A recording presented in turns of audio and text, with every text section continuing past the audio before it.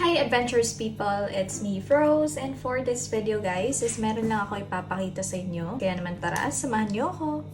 So guys, actually, as in, sobrang na-surprise talaga ako kasi in my whole life, ngayon lang talaga ako nakakita ng napakalaking apple. Look, kung gaano siya kalaki. As in, hindi ko na talaga siya mahahawakan ng buo sa isang kamay ko lang. So, here we go. I will show you guys kung ano. Run! So guys, tingnan nyo naman, sobrang laki. Look. Laki niya guys. As in, tingnan nyo yung mukha ko.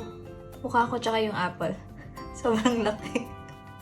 So guys, as in, talagang na-amazed ako kasi sobrang laki niya. And also, this is a Fuji apple.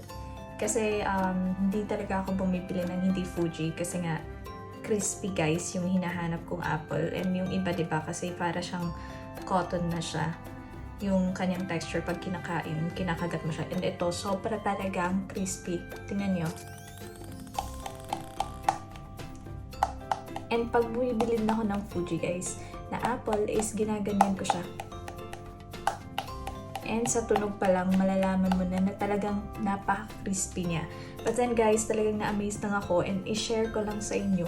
As in, tingnan nyo naman, paano ko naman ito hahawakan isang buo. Hindi na talaga siya. Tingnan nyo, sobrang laki talaga. As in, napakalaki niya. Grabe. Sobrang laki. And first time ko talaga na nakabili ng ganito kalaking apple. So wala lang guys. Anyway, i-share ko lang naman sa inyo. And for sure, hindi ko naman ito mauubos din. And sobrang laki talaga niya. Siguro mga 2 tao or 3 taong pwedeng kumain nito. And napakalaking apple talaga. Tingnan nyo naman, sobrang laki. So guys, until here, and yun lang naman ang i-share ko sa inyo. Thanks for watching! Bye!